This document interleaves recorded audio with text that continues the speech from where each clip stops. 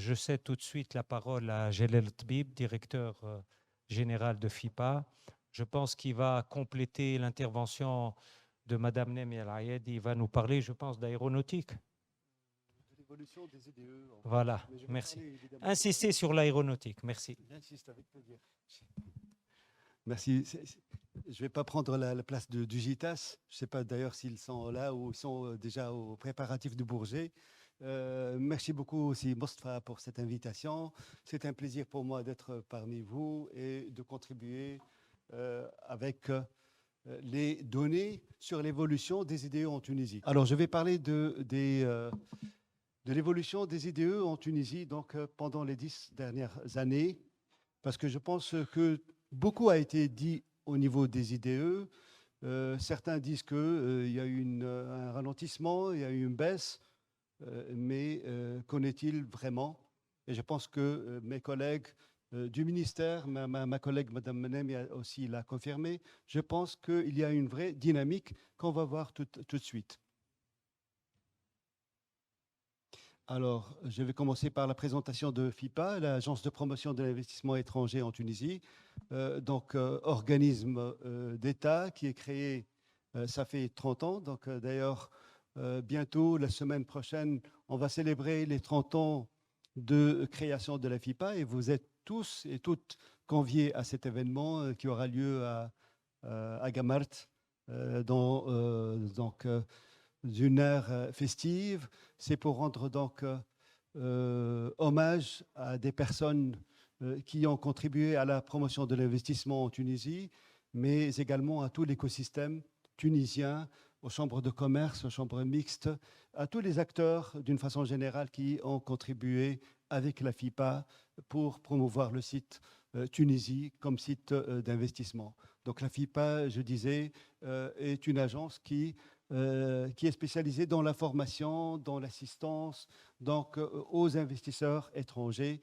Notre leitmotiv, c'est de promouvoir la Tunisie aux yeux des investisseurs, potentiels investisseurs, mais pas que promouvoir, mais également faire l'accompagnement des investisseurs, parce que Dieu sait que les investisseurs qui sont déjà sur place rencontrent pas mal de soucis, pas mal de difficultés, et ça consomme beaucoup d'énergie et beaucoup de temps de la FIPA. Donc, nous sommes là pour les servir avec grand plaisir. Nous sommes donc 60 personnes. Notre siège est à Tunis, mais évidemment, nous présentons une solution de proximité pour les investisseurs, en particulier en Europe. Donc, première source d'investissement de la Tunisie. Donc, une solution de proximité envers les investisseurs eux-mêmes, mais également à côté de nos ambassades et de nos consulats dans le cadre on a parlé tout à l'heure, de la diplomatie économique et on doit être sur place. Évidemment, le site de FIPA qu'on vient donc de relooker, je pense que c'est une mine d'informations, de présentation des opportunités en Tunisie. Alors, j'arrive aux IDE 2023 et 2024. Alors, nous avons plus de 4000 entreprises étrangères en Tunisie. L'année dernière, en fait, nous avons célébré la 4000e entreprise étrangère qui est venue s'installer en Tunisie. 4000 entreprises, je pense que c'est un chiffre qui nous fait plaisir, qui nous fait honneur, et vraiment, on peut être fier de l'attractivité de la Tunisie, avec un stock d'IDE de 44 134 millions de dinars tunisiens. Et ça a donné la chance à plus de 460 000 Tunisiens et Tunisiennes de travailler dans ces entreprises. Comme vous savez, la population active en Tunisie, c'est à peu près 3 millions de personnes. Disons, c'est 4 millions de personnes, donc les nouvelles statistiques, mais en tout cas, une personne sur 6 en Tunisie travaille dans une société à participation étrangère ou étrangère carrément. Donc, une personne sur 6 en Tunisie travaille dans ces entreprises. Donc, c'est dire que ces entreprises, ce tissu contribue clairement au développement économique. Alors, le flux des IDE pour 2024, nous avons enregistré plus de 856 opérations d'investissement et ça a créé donc 2220 millions de dinars tunisiens en termes d'investissement direct étranger, avec une création de 15 681 postes d'emploi. Alors, au 31 décembre 2023, le stock des IDE en Tunisie, comme vous le voyez, donc l'essentiel de la présence étrangère en Tunisie, c'est dans le secteur de l'industrie. Donc, vous voyez donc que le secteur industriel accapare pratiquement la majorité des investissements étrangers, suivi par le secteur de services. C'est important parce que si on voit le breakdown, la répartition 20 ans en arrière, on voit que l'investissement étranger se focalisait sur l'énergie.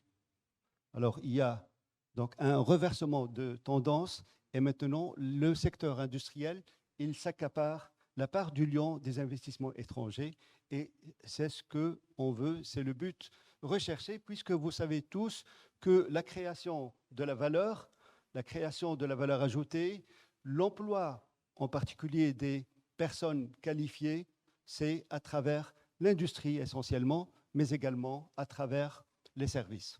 Donc je pense qu'on est en tout cas dans la bonne voie en matière de sélection de l'investissement étranger.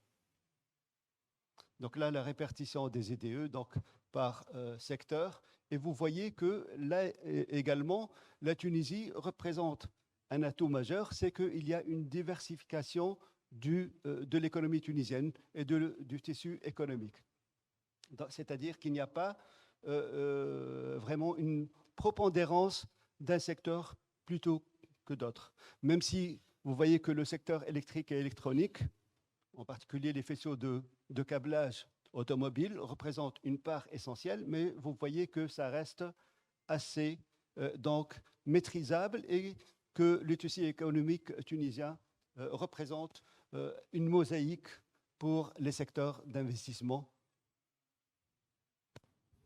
Alors, la répartition des IDE en 2024, là également, donc, l'industrie qui confirme la part la plus importante dans les IDE.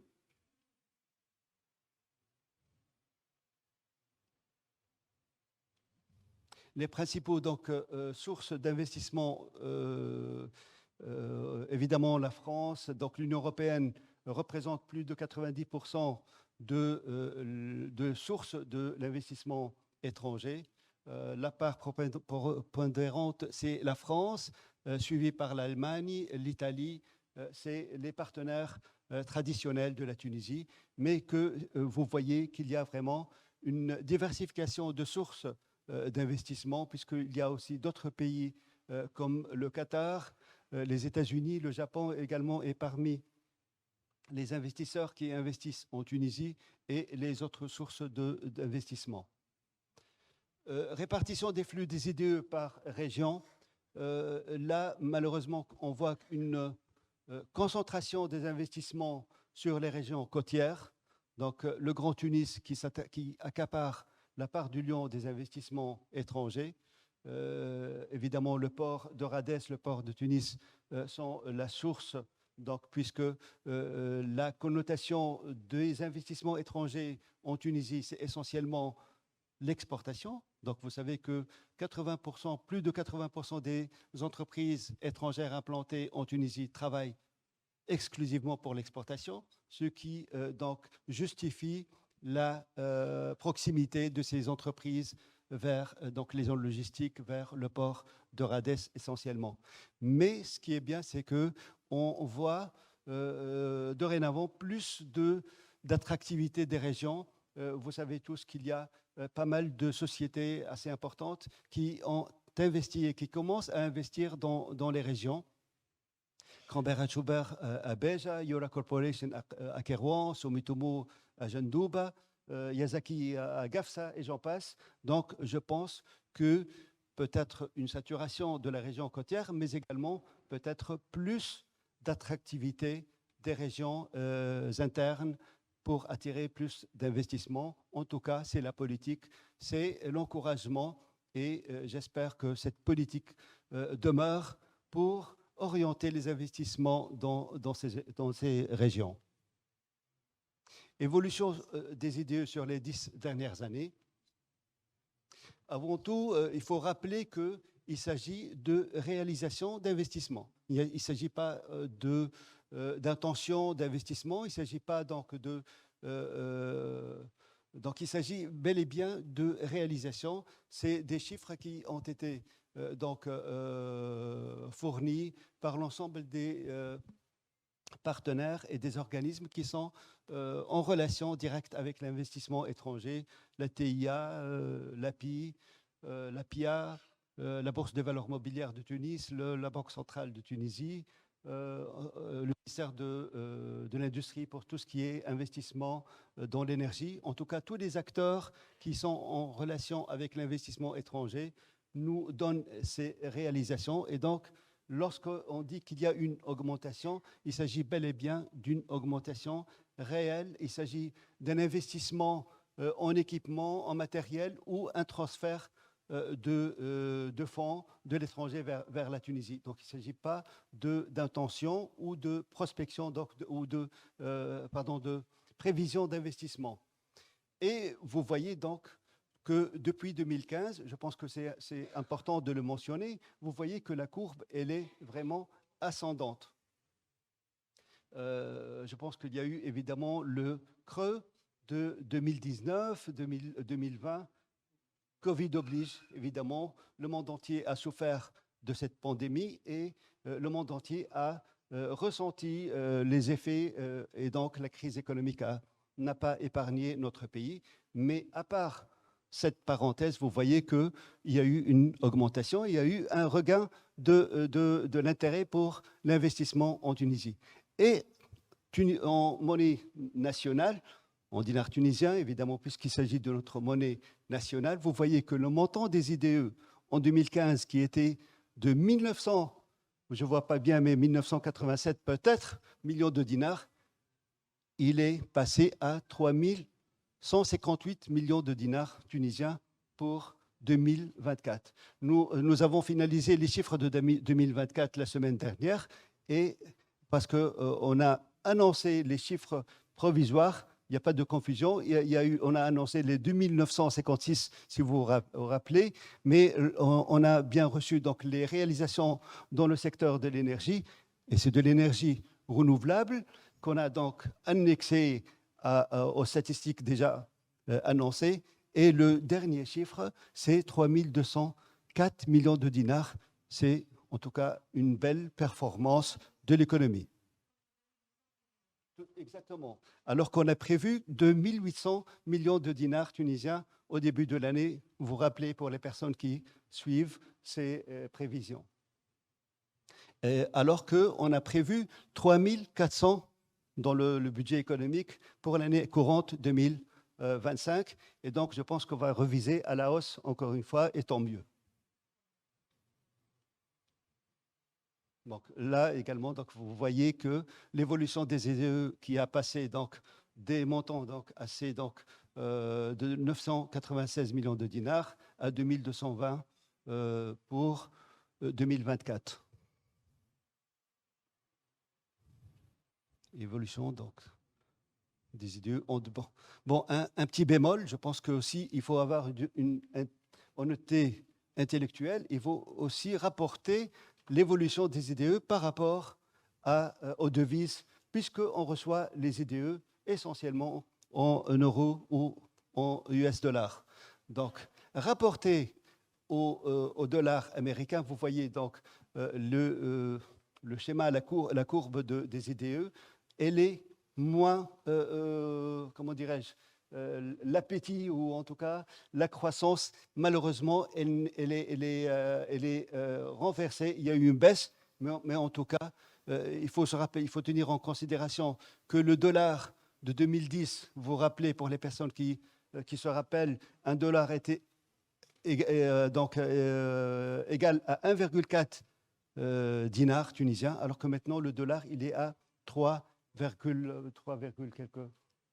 Donc, également, si on voit les investissements en euros, et la majorité des investissements qu'on reçoit en Tunisie, c'est en euros, vous voyez qu'on est passé de 1146 à, je pense que c'est à peu près 864 millions de dinars.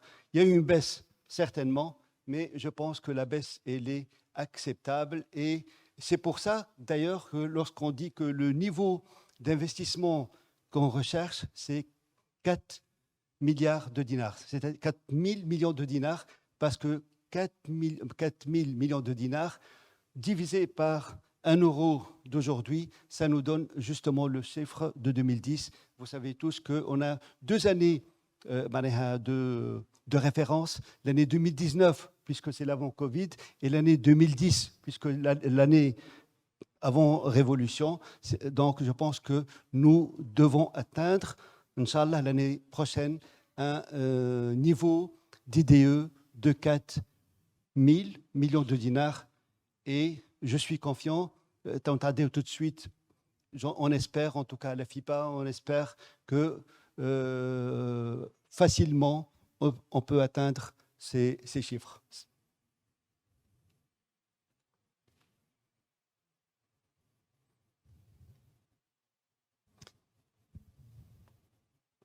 Ça passe directement.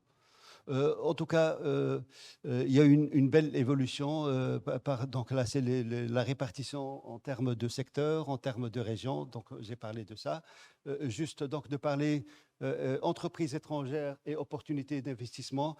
Cyril, vous m'avez demandé sur les opportunités et j'ai dit que nous sommes confiants d'attirer plus que 4 000 millions de dinars d'IDE. Pourquoi? Parce qu'en fait, nous avons les opportunités. Nous avons, tous mes collègues, ils ont parlé donc, de l'écosystème en Tunisie, des compétences, de la qualité donc, des ingénieurs, des techniciens en Tunisie. Je pense que vraiment, à la lumière de ce qu'on reçoit comme visite, comme investisseur, je pense que nous avons toute la latitude, toutes les possibilités d'attirer l'investissement. Il faut juste donner à l'investissement étranger toute la priorité nécessaire par l'ensemble des administrations, par l'ensemble donc des ministères, par le gouvernement, par tous les acteurs. Il faut se mettre dans la tête que l'investisseur étranger, lorsque vous dites investisseur étranger, il faut se rappeler de l'ambulance. Excusez-moi la comparaison, parce que l'investisseur étranger ne doit pas attendre. Il faut lui accorder toute l'attention nécessaire pour qu'il réalise son projet en Tunisie dans les meilleures conditions. Sinon, le Tunisien, évidemment, il a aussi toutes les possibilités de réaliser son projet, mais je pense que l'investisseur étranger, s'il ne trouve pas l'occasion, il douane l'occasion, donc, d'une manière autant recherchée, il va sûrement chercher de sites, il va sûrement aller ailleurs. Et malheureusement, nous sommes dans une concurrence rude et tous les pays sont à la recherche d'investisseurs étrangers. Je pense qu'il faut accorder toute l'importance et toute la priorité aux investisseurs étrangers pour qu'ils réalisent leur investissement dans les meilleures conditions. Vous parlez donc des opportunités. Nous avons des opportunités très intéressantes, très développées. Pour le secteur de l'aéronautique, évidemment, nous avons le parc aéronautique d'El Mbrila, vous avez parlé à Sikhlil, c'est une fierté nationale et c'est une même fierté pour Airbus. Et je veux vous dire une anecdote, puisqu'on parle de ce parc.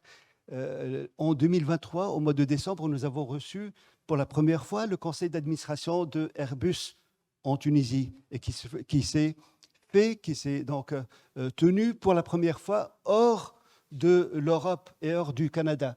C'est la première fois que le CEO de Airbus mondial, avec tout le board directors, tous les membres du conseil d'administration qui se sont déplacés pour venir, pour voir ce qui se passe à Tunis.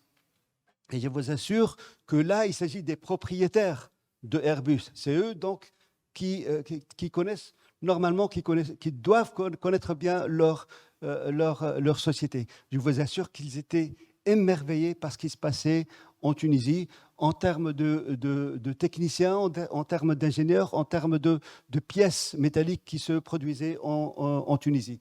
Je pense que c'est une fierté pour nous, la Tunisie, et je pense qu'on doit dupliquer cette expérience avec d'autres, peut-être, compagnies aéronautiques, en tout cas de l'Allemagne, peut-être, cher Jorn.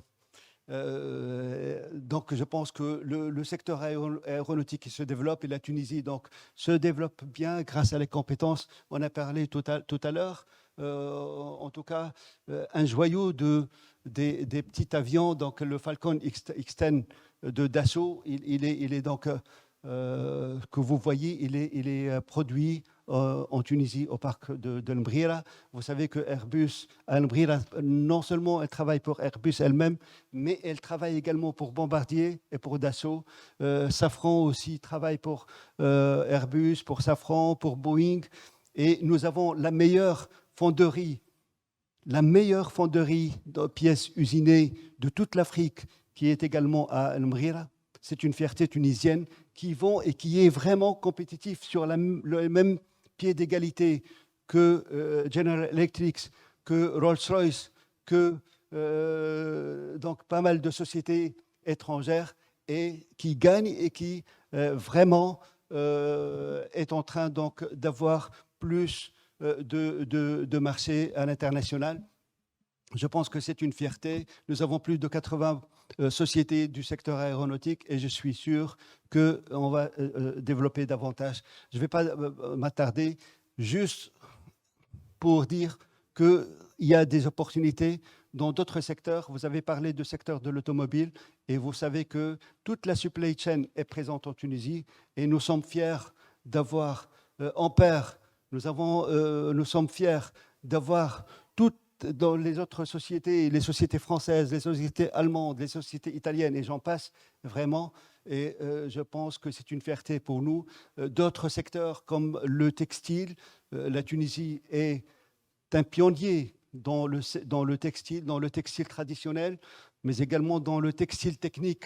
Et vous avez aussi qu'il y a des opportunités. Là, on vient de recevoir le groupe Lear Corporation. Il est de retour en Tunisie, mais il est de retour en force. Et ce qu'ils font à Bizerte et à Mazel Bourguiba, vraiment, c'est une fierté également pour la Tunisie. C'est la voiture donc, présidentielle de Macron. Le coiffe Mtaha, il est fabriqué en Tunisie. Vous savez tous que les rideaux de l'Élysée, à titre d'exemple, sont faits en Tunisie.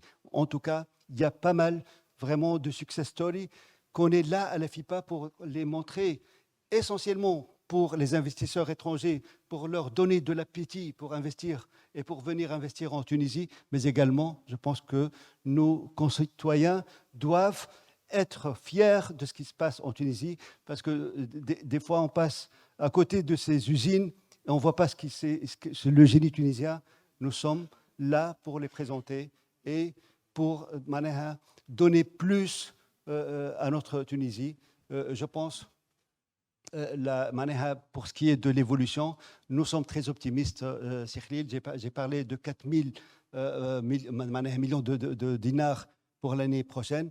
Je pense qu'on peut vraiment, et en toute modestie, on peut atteindre même plus si jamais les conditions nécessaires sont remplies. Il faut que tous et toutes, on donne de la priorité à l'investissement étranger parce que vraiment, avec les challenges qu'on voit, vraiment, la Tunisie a beaucoup d'intérêt pour les investisseurs étrangers. Nous recevons tous les jours vraiment des investisseurs de l'Europe qui confirment leur intérêt à venir en Tunisie, des sociétés qui sont là en Tunisie pour faire des extensions. Et il s'agit d'opérations d'extension colossales, très importantes, en particulier dans le secteur de l'aéronautique, qui voit ses commandes doubler. Il y a une demande assez considérable. Il y a aussi, on a parlé de la diversification, il y a aussi les Chinois. Je ne vous dis pas l'engouement des Chinois pour la Tunisie. Et c'est du concret. Ils viennent là pour vendre, pour produire en Tunisie, pour l'Europe et peut-être même pour les États-Unis. En tout cas, on est fiers de cette Tunisie et on est très positif et on est très rassuré par rapport au futur et l'investissement direct étranger pour les années à venir. Merci beaucoup. Merci, Jalal.